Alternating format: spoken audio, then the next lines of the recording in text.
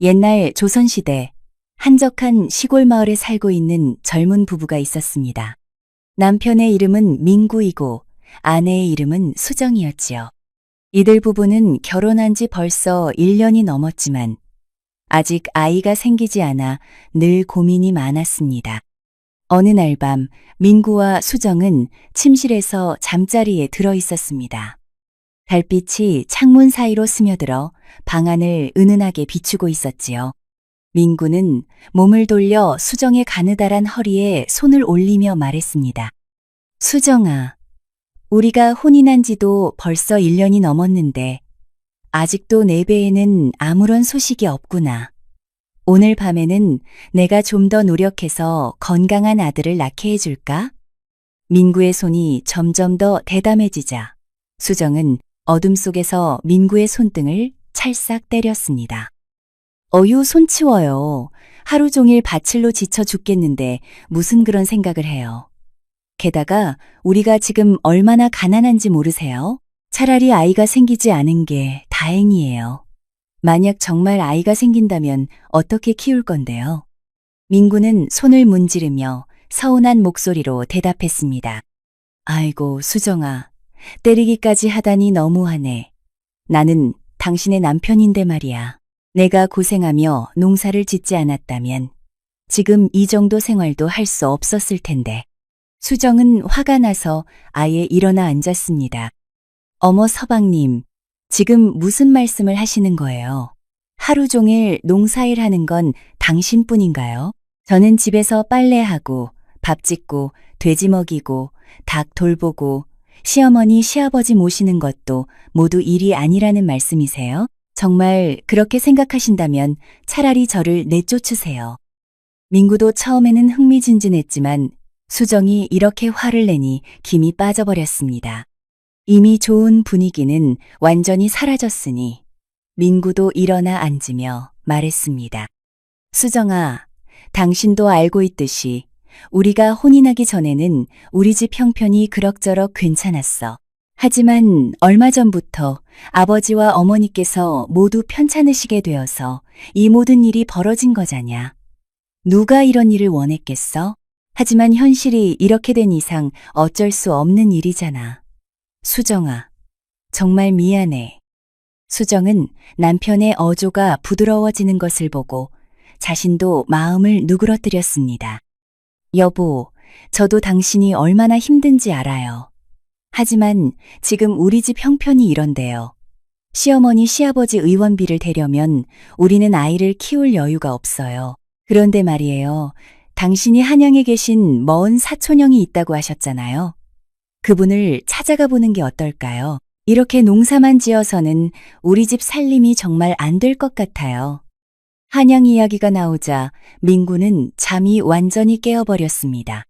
방 옆에 담뱃대를 꺼내어 담배를 피우기 시작했지요. 사실 나도 한양에 가고 싶은 마음이 굴뚝 같아. 하지만 한양은 여기서 너무 멀어서 한 번 가려면 길에서만 보름은 걸려. 내가 한양에 가면 최소한 몇 년은 돌아올 수 없을 거야.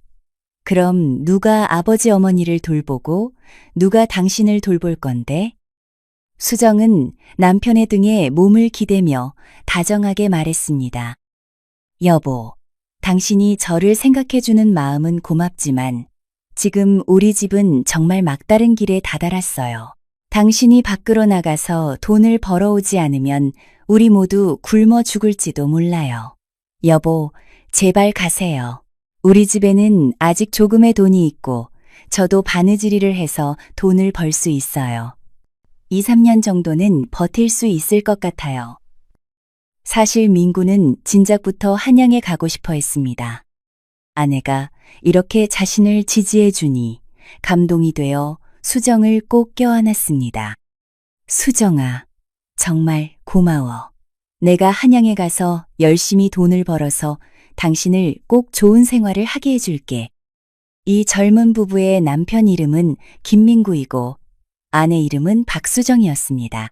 방금 전에 이야기했듯이 민구의 부모님이 얼마 전부터 모두 병에 걸려서 집안 형편이 매우 어려워졌습니다. 일반적인 농민 가정에서 노인 두 분이 병에 걸리면 일할 사람은 줄어들고 돈 쓸 일은 늘어나게 되지요. 그래서 민군의 집은 원래 그럭저럭 살만했는데 갑자기 수입보다 지출이 더 많아지게 되었습니다. 민구의 아내 수정은 상당히 주관이 뚜렷한 여성이었습니다. 평생 뻔히 보이는 농촌 생활을 하고 싶지 않았지요. 비록 농민의 딸이긴 했지만 언젠가는 부유한 양반집 부인이 되고 싶다는 꿈을 갖고 있었습니다. 그래서 가정의 어려운 상황에 직면했을 때 수정은 위험을 감수하더라도 남편을 밖으로 내보내기로 결심한 것입니다. 며칠 후 민구는 짐을 꾸려서 떠날 준비를 마쳤습니다. 떠나기 전에 수정에게 몇 마디 당부를 했지요. 수정아, 내가 이번에 나가면 빨라도 2년은 걸릴 거야. 현재 집에 있는 돈은 그 정도 기간은 버틸 수 있을 거야. 하지만 만약 무슨 일이 생기면 우리 둘째 삼촌한테 도움을 청해. 알겠지? 수정은 둘째 삼촌 이야기를 듣자마자 인상을 찌푸렸습니다. 아이고, 당신네 둘째 삼촌 말씀이세요? 그분은 우리 동네에서 유명한 구두쇠잖아요. 한 푼도 아까워하는 사람이 저를 도와줄 리가 없어요. 차라리 우리 이웃집 만석이 총각한테 부탁하는 게 나을 것 같은데요. 수정이 말한 만석이는 그들의 이웃으로 20살 조금 넘은 총각이었습니다. 키도 크고 잘생긴 젊은이였지요. 민구는 만석이 이야기를 듣자 기분이 좋지 않았습니다. 아니, 수정아, 내가 다시 한번 강조하는데 내가 없는 동안 당신은 반드시 정숙해야 해. 만약 나한테 부정한 일을 저지른다면 절대 용서하지 않을 거야. 수정은 젊고 아름다운 여성이었습니다. 민구와 결혼한 것도 사실 좀 아까운 일이었지요. 하지만 그래도 수정은 착실한 여성이었습니다. 부정한 일 같은 것은 절대 하지 않을 사람이었지요. 수정은 화가 나서 민구를 한 대 쳤습니다. 김민구, 다시 그런 말을 하면 정말 화낼 거예요. 저 박수정은 떳떳하게 살아가는 사람이에요. 어떤 남자와도 깨끗한 사이를 유지하고 있다고요. 저를 믿지 못하겠으면 차라리 저를 내쫓으세요. 민구가 어떻게 이렇게 예쁜 아내를 내쫓을 수 있겠습니까? 웃으며 사과했습니다. 수정아, 왜 갑자기 화를 내? 당신과 만석이가 무슨 사이인지 나도 알고 있어. 방금 전에는 그냥 농담한 거야. 하지만 아무래도 만석이는 남이잖아. 만약 정말 무슨 일이 생기면 역시 둘째 삼촌을 찾는 게 맞는 것 같아. 수정도 곰곰이 생각해보니 민구 말이 맞는 것 같았습니다. 삼촌이 아무리 구두쇠라고 해도 어쨌든 친척이니까 정말 위급한 일이 생기면 도와줄 것입니다. 민구가 당부를 마친 후 한양으로 떠났습니다. 남편이 떠난 후 수정은 검소하게 살면서 시부모님을 모시며 생활했습니다.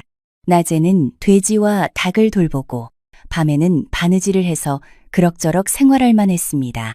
하지만 2년째 되던 해 수정네 마을 주변 수백 리에 걸쳐 전염병이 퍼지기 시작했습니다. 옛날의 전염병은 지금의 감기만큼 심하지는 않았지만 조선시대 사람들의 의료 기술도 지금만큼 발달하지 않았지요. 조선시대 사람들이 전염병을 만났을 때는 거의 하늘에 맡기는 수밖에 없었습니다. 몸이 건강하고 저항력이 강한 사람은 버틸 수 있지만 노약자나 몸이 약한 사람들은 목숨을 잃을 가능성이 높았습니다. 수정의 시부모님은 나이도 많고 몸도 원래 좋지 않았습니다. 그래서 이번 전염병을 이겨내지 못하고 세상을 떠나게 되었습니다. 시부모님이 돌아가신 후 수정은 매우 슬펐지만 지금 그녀 앞에 놓인 문제는 슬픔보다 더 중요했습니다. 옛날 사람들은 화장을 매우 싫어했습니다. 모두 땅에 묻히는 것을 좋아했지요. 수정네 집에는 갑자기 시신 두 구가 생겼는데 이 노부부의 시신을 그냥 들판에 버릴 수는 없는 노릇이었습니다. 그래서 수정은 관 2개를 사야 했습니다. 하지만 전염병이 유행하는 시기라 집집마다 돌아가시는 분들이 있었습니다. 시장 원리에 따라 모든 사람이 관을 사려고 하니 관값이 계속 올라갔습니다. 수정이 알아보니 가장 싼 관을 사더라도 자신이 가진 돈으로는 턱없이 부족했습니다. 때는 여름이었는데 노부부의 시신이 집에 며칠째 놓여 있다 보니 냄새가 나기 시작했습니다. 수정은 혼자 마당에 앉아서 시부모님의 시신을 바라보다가 멀리 한양에 있을 남편을 생각하며 눈물을 흘렸습니다. 여보, 당신은 지금 어디에 있나요? 저는 시부모님의 관도 마련할 수 없어요. 이런 약한 여자가 어떻게 해야 할까요? 수정이 혼잣말을 하고 있을 때 이웃집 만석이가 조심스럽게 다가왔습니다. 수정 누님, 괜찮으세요? 대문이 열려 있어서 들어왔는데 누나가 우는 소리가 들려서 와봤어요. 수정이 고개를 들어보니 만석이가 와 있었습니다. 놀라지도 않고 계속 울었습니다.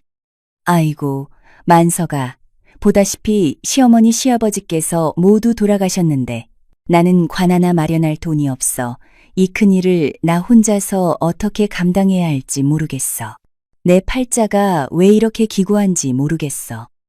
만석이는 수정이 그렇게 슬퍼하는 모습을 보니 마음이 아팠습니다. 결심을 하고 품에서 은자한 주머니를 꺼냈습니다. 수정 누나, 옛말에 먼 친척보다 가까운 이웃이 낫다고 했잖아요. 우리가 이웃한 지도 10여 년이 되었는데 누나네 집에 이런 큰일이 생겼는데 제가 모른 척 할 수는 없어요. 이 돈을 먼저 쓰세요. 수정이 보니 만석이가 주는 자는 일반 농민에게는 큰 돈이었지요. 수정은 계속 손을 저었습니다. 안 돼요, 안 돼요. 만석아, 우리 두 집안이 사이가 좋긴 하지만 어쨌든 남남인데 이렇게 많은 돈을 받을 수는 없어. 누님, 먼 친척보다 가까운 이웃이라고 했잖아요. 누나가 이렇게 어려운데 이 돈을 쓰세요. 수정은 만석이가 꼭 돈을 주려고 하는 것을 보고 어쩔 수 없이 말했습니다. 만석아, 정말 고맙지만 이 돈은 가져가. 우리 남편 둘째 삼촌이 옆마을에 살고 계시거든. 내일 가서 삼촌께 도움을 청해볼게. 만석이는 아, 민구 형한테 둘째 삼촌이 계시는구나 하고 생각했습니다. 그래, 가까운 친척이 있으니 그분께 부탁하는 게 맞겠지요. 수정이 이미 둘째 삼촌께 도움을 청하기로 했으니 자신이 더 이상 고집을 부릴 필요는 없었습니다. 그래서 만석이는 돈을 다시 가져가며 집으로 돌아갔습니다. 하지만 다음 날 만석이가 다시 수정네 집을 지나갈 때 수정이 더욱 슬프게 우는 소리를 들었습니다. 수정 누님, 무슨 일이에요? 둘째, 삼촌께 도움을 청하러 가지 않으셨나요? 왜 또 우시는 거예요? 이때 수정의 울음소리는 정말 처절했습니다. 아이고, 만석아, 그 둘째, 삼촌이란 사람이 정말 짐승만도 못해요. 내가 돈을 빌리러 갔더니 도와주지는 않으면서 나한테 추잡한 짓을 하려고 했어. 40이 넘은 늙은이가 나를 이상하게 만지려고 하는데 나는 앞으로 어떻게 사람 노릇을 하고 살아? 만석이는 이 말을 듣고 화가 머리끝까지 올랐습니다. 뭐라고요? 둘째, 삼촌이 누님을 건드렸다고요? 그게 말이 됩니까? 수정 누나, 저를 그 집으로 안내해 주세요. 제가 가서 따져보겠어요. 만석아, 됐어. 이 일에 괜히 끼어들지 마. 이런 일을 그냥 넘어갈 수는 없어요. 가서 혼내줘야겠어요. 그래서 수정은 만석이를 데리고 둘째 삼촌 집으로 갔습니다. 만석이는 허리에 손을 얹고 큰 소리로 외쳤습니다. 여러분, 모두 나와서 들어보세요. 이 동네에 말도 안 되는 늙은이가 자기 조카 며느리를 함부로 대했답니다. 여러분은 이런 일을 어떻게 생각하세요? 만석이가 큰 소리로 외치니 주변 이웃들이 모두 나와서 구경했습니다. 잠깐 사이에 둘째 삼촌도 나왔습니다. 이 젊은 놈이 어디서 나타나서 우리 집 일에 참견하는 거야? 우리 김씨 집안 일을 네가 왜 간섭하느냐? 동네 사람들은 수정이 이 늙은이의 조카 며느리라는 것을 알고 있었습니다. 하지만 만석이라는 젊은이는 처음 보는 사람이었지요. 그래서 사람들이 의심스러운 눈으로 만석이를 바라봤습니다. 수정은 만석이가 의심받는 것을 보고 용기를 내어 말했습니다. 여러분, 뭘 그렇게 보세요? 만석이는 저희 집 10여 년 된 이웃이에요. 먼 친척보다 가까운 이웃이 낫다고 하잖아요. 만석이가 제 더러운 삼촌보다 훨씬 나은 사람이에요. 여러분께 말씀드리는데 만석이가 말한 게 다 사실이에요. 어제 정말 이 사람이 저를 추행했어요. 옛날에 여자가 추행당했다는 것은 매우 수치스러운 일이었습니다. 보통 여자들은 이런 일을 사람들 앞에서 말하지 못했지요. 하지만 수정이 이렇게 부끄러운 일도 직접 말하는 것을 보니 거짓말은 아닌 것 같았습니다. 그래서 동네 사람들이 한마디씩 둘째 삼촌을 비난하기 시작했습니다. 이 김노인은 정말 구두쇠로 유명한데 이제 보니 인간성도 엉망이구나. 아이고, 생각도 못했네. 돈에만 욕심이 많은 줄 알았더니 이런 더러운 짓까지 하다니. 자기 조카 며느리한테까지 그런 짓을 하다니. 정말 짐승만도 못하네. 둘째 삼촌은 동네 사람들이 모두 자신을 욕하는 것을 보고 이대로 가다가는 정말 얻어맞을 것 같다고 생각했습니다. 그래서 급히 태도를 바꾸며 웃는 얼굴로 말했습니다. 수정아, 네가 오해한 것 같구나. 삼촌이 어떻게 너를 그런 식으로 대하겠니? 어제는 그냥 실수로 살짝 건드린 것뿐이야. 돈을 빌리고 싶다고 했지. 얼마나 필요한지 말해봐. 삼촌이 지금 당장 가져다 줄게. 수정은 이 늙은이의 말을 듣고 바로 눈치를 챘습니다. 아, 이 사람이 돈으로 내 입을 막으려는구나. 좋아. 어차피 돈을 주겠다고 하니 굳이 더 따질 필요는 없겠어.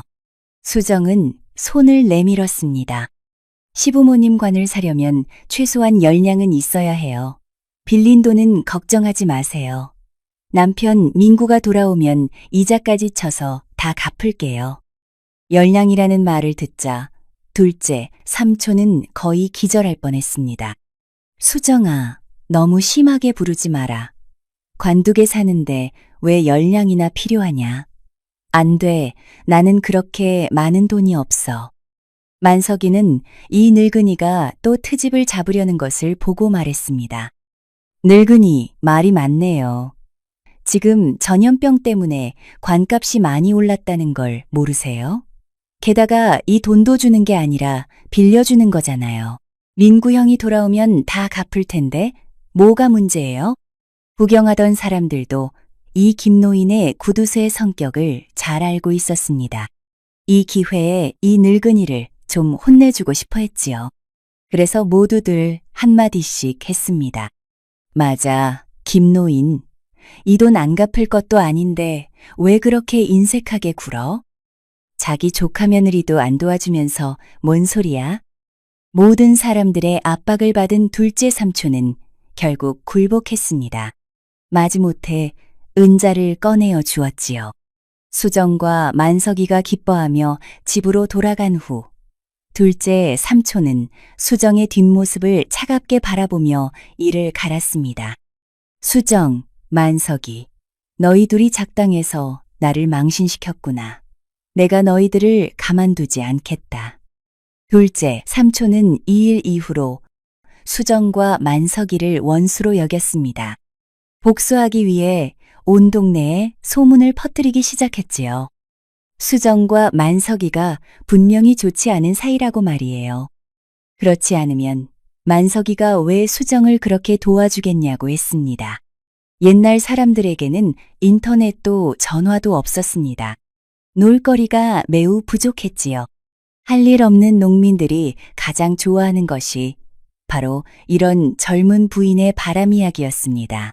둘째, 삼촌이 한 달 동안 열심히 소문을 퍼뜨린 결과 수정과 만석이의 관계에 대한 이야기가 수십 리에 걸쳐 모든 마을에 퍼졌습니다. 수정은 나쁜 일을 한 적이 없었지만 세상에는 입으로 쇠도 녹인다는 말이 있지 않습니까? 많은 사람이 같은 이야기를 하면 그것이 마치 사실인 것처럼 여겨지게 됩니다. 곧 수정은 이런 소문들 때문에 견딜 수 없을 정도로 고통받게 되었습니다. 심지어 몇 번은 목을 메어 죽으려고 생각하기도 했지요. 수정이 이렇게 절망적인 상황에 빠져 있을 때 남편 민구가 돌아왔습니다. 민구는 떠날 때 평범한 농민의 옷을 입고 갔었는데 돌아올 때는 비단 옷을 입고 나타났습니다. 마치 부자 양반 같았지요. 민구의 옷차림이 너무 화려해서 수정은 처음에 알아보지 못했습니다. 혹시 길을 잘못 찾아오신 게 아닌가요? 저희 집에 무슨 일로 오셨어요? 민구는 크게 웃었습니다. 하하하, 수정아, 왜 그래? 자기 남편도 못 알아보겠어? 이리 와서 안아봐. 수정은 남편이 마침내 부자가 되어 돌아온 것을 보고 기쁨의 눈물을 흘렸습니다. 서방님, 드디어 돌아왔구나. 시어머니, 시아버지께서는 모두 돌아가셨고, 둘째, 삼촌은 저를 괴롭혔어요. 여보, 당신이 조금만 더 늦게 왔다면 저는 정말 살 수 없었을 거예요. 수정의 말에는 너무 많은 내용이 담겨 있어서 민구는 한 번에 이해할 수 없었습니다. 잠깐, 수정아. 다시 천천히 말해봐. 아버지 어머니께 무슨 일이 있었고, 둘째, 삼촌은 또 뭘 했다는 거야? 그래서 수정은 시부모님이 전염병으로 세상을 떠나시고, 둘째, 삼촌에게 관값을 빌리러 갔다가 추행을 당한 일, 그리고 만석이가 도와준 일까지 자세히 말해 주었습니다. 민구는 자기 친삼촌이 조카 며느리에게 그런 더러운 소문을 퍼뜨렸다는 사실에 얼굴이 화끈거렸습니다. 아이고, 우리 둘째, 삼촌도 참 이런 일을 하다니 정말 어른답지 못해. 하지만 수정아, 그래도 내 친삼촌인데 내가 어떻게 할 수가 있겠어? 내가 이번에 돈을 많이 벌어왔으니까 내일 그 열량을 갚고 그 이후로는 아예 왕래를 끊자. 어떻게 생각해? 수정은 비록 억울했지만 남편 말이 맞다고 생각했습니다. 친삼촌을 어떻게 할 수도 없는 노릇이고 왕래를 끊는 것이 최선이겠지요. 그래서 다음 날 민구는 돈을 갚으러 가면서 둘째 삼촌에게 몇 마디 핀잔을 주었습니다. 두 사람은 언성을 높이며 다투다가 결국 사이가 나빠진 채로 헤어졌습니다. 민구가 돈을 갚은 후 둘째, 삼촌과의 원한은 일단락되었습니다. 하지만 수정과 만석이에 대한 나쁜 소문은 여전히 마을에 퍼져 있었습니다. 마을의 할머니들은 민구를 볼 때마다 이상한 미소를 지었습니다. 겉으로는 말하지 않았지만 눈빛에는 동정과 조롱이 섞여 있었지요. 그들의 눈빛이 말하고 있었습니다. 봐라, 저 사람은 모르고 있구나. 자기 부인이 바람을 피웠다는 걸. 나중에 아이가 생기면 누구를 닮았는지 보면 재미있을 거야. 민구는 수정이 자신을 배신하지 않았다고 믿었지만 주변 사람들이 모두 수근거리고 뒤에서 손가락질하는 것을 견딜 수 없었습니다. 그래서 민구는 고향의 땅과 집을 모두 팔고 수정과 함께 한양으로 가서 살기로 결심했습니다. 보름 후 민구는 팔 수 있는 것들을 모두 팔아서 수십 냥의 현금을 마련했습니다. 그런데 어느 날 밤 이 돈 때문에 도둑이 들었습니다. 민구는 잠잘 때 돈을 베개 옆에 두고 자는 습관이 있었는데 그날 밤 깊이 잠든 사이에 검은 그림자가 방에 들어와서 돈을 훔쳐 달아났습니다. 이 돈은 민구 집안 대대로 모은 소중한 재산이었습니다. 민구가 어떻게 가만히 있을 수 있겠습니까? 신발도 신지 못한 채 큰 소리를 지르며 도둑을 쫓아갔습니다. 어둠 속에서 도둑은 민구가 이렇게 빨리 쫓아올 줄 몰랐습니다. 얼마 가지 못해 붙잡혔지요. 옛말에 개도 급하면 담을 넘고 토끼도 급하면 사람을 문다고 했습니다. 도둑은 민구에게 붙잡히자 당황해서 품에서 칼을 꺼내어 민구를 향해 휘둘렀습니다. 다음 날 아침 민구의 시신이 길가에서 발견되었습니다. 수정은 남편과 함께 한양에 가서 좋은 생활을 할 꿈에 부풀어 있었는데 갑자기 남편이 세상을 떠나게 되어 죽을 만큼 슬퍼했습니다. 그런데 다음 날 수정이 민구의 장례를 준비하고 있을 때 포교들이 갑자기 나타나서 수정을 잡아갔습니다. 수정과 함께 체포된 사람은 이웃집 만석이었습니다. 처음에 수정은 자신이 왜 잡혀가는지 몰랐습니다. 하지만 관청에 도착해서야 둘째, 삼촌이 자신을 고발했다는 사실을 알게 되었습니다. 삼촌의 고발 내용은 수정이 남편을 해했다는 것이었습니다. 삼촌은 수정이 만석이와 좋지 않은 관계를 맺고 있어서 만석이를 시켜 민구를 없앴다고 주장했습니다.